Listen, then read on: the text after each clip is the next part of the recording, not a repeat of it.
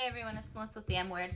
I am a homeschooling mom of 3 kiddos. I have a 10-month-old, a 3-year-old, and a 7-year-old. My 7-year-old is doing first grade work and some second grade work. She is also doing mostly like a little bit of kindergarten work with her language arts as we finishing that up and then getting to first grade, and then she'll be on to second grade by second grade. But my middle child, he is doing Tot School, so we're doing a little bit of schooling there, mostly just some YouTube videos, and I have the Timberdoodle Tiny Tot Kit as well that we go through here and there right now. But my point is this is the new Good and the Beautiful Math. I printed it. I took the free version of it and printed it. I have already spent a fortune this year on curriculum, so we're printing this. But I think I'm going to go ahead and buy level 2 next year. If you haven't seen it, I'll insert the video above. My daughter does do 2 maths. She does Math UC, and she's in alpha right now. She's almost done with it and pushing to beta in just a little bit. And she does first grade math for the Good and the Beautiful. Now, I don't have the Good and Beautiful box that comes with this. It is a beautiful made box, and sometimes I wish I had it. But we use the Math UC blocks when we need blocks, and we use like little figurines from her room when we need that. I already had a little clock. Good and the Beautiful box just keeps everything in a little neat little case for you. I bound this myself, and I should have bound it over here, so it is kind of ragged and torn, but I'm going to move a little bit so you can see. Here is the course itself. About the course, the supplies needed. This is, I printed this. This falling apart is not the Good and the Beautiful's fault. This is my fault because I printed and bound this. They do a wonderful job on the things they print and bind and send you. So if you are spending the $50, $60 for the new math, you're not going to end up with this. This is because I printed this myself. But this is the first one. They have check marks. They teach left and right, so don't crash into the lighthouse, and then you roll the dice. I do not have a left or right dice, obviously, because I didn't have the kit, so I randomly shouted out left or right for her. It worked. It was fine. I'm not just... So there's coloring, some artwork. There is writing numbers. She is blowing through the actual math part. I did notice, and maybe they went over it in the pre-K one, and this is because it does say review, but I don't really see where it's showing her how to add 1 and 2. Like, it doesn't give you, like Math UC gives us little blocks, and she has learned in her lesson to take those blocks to add to 2. So far, all I've really noticed is that they're like, they just give you like how many bones and add them. I don't know for sure how, I mean, I don't know if they're just having her, because you can't barely see them, but there are bones above there. I think they just have them counting the bones. You know, 1 plus 1 is 2, and they're just counting 1, 2, 3, 4, you know, for the 2 plus 2, because there's 2 bones above there. I think that's what they're doing, but the math problems are in the review section, so I wonder if it was done on the previous book, and that's what we're missing here. But it hasn't been a problem because she learned how to add and subtract wonderfully in Math UC, so I'm not too worried about that. She's in subtraction now already, so I'm not too worried about it. She has 0 problem figuring out the math equations in this book. The reason we got this book is I wanted her to learn calendar work. I wanted her to learn how to read a clock. I wanted her to relearn. So this whole lesson 4 is on clockwork. And she learned how to read a clock. She's learning how to write a date properly. We skipped this shape thing because I do not have the math box from the Good and the Beautiful, so we do not have these to make. I don't have anything similar. I just skip it. And that is something I'm not too worried about doing, since we do another math. We also have an art curriculum. We have a logic. I don't think she's lacking by skipping some things in here. But then, so here it goes on adding by 2s, writing 7 through 20. So she has to count from 80 to 110, watch the months of the year videos. I love those videos, by the way.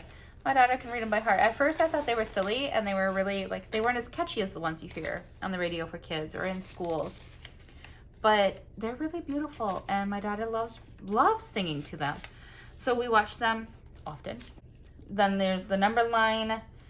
There is learning odd and even, which is something she definitely needs work on. I love that they constantly come back to the problem. So Math UC is a mastery program, so it never comes back to repeat something, while Good and the Beautiful is spiral, so it always spirals back and touches on things again.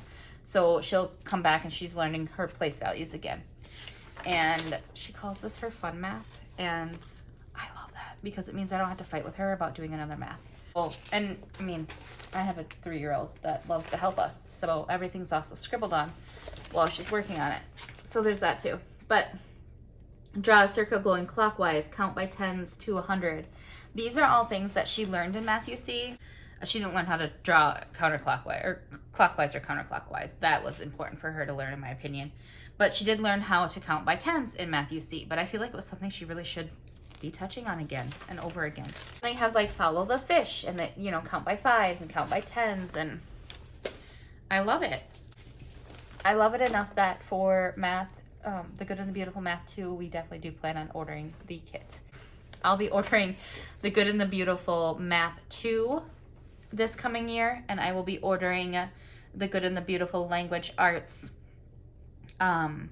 level 2 as well. So she'll be in level 2 for both of those in this August when we start school for 2nd grade. She's loving the coloring. She's learning how to work with a tally. That is something they have not touched on yet in Math UC, and I love that. That, like, she loves horses. So, like, she's loving that these are, like, little horses. In her math, she does the fence work for counting by fives.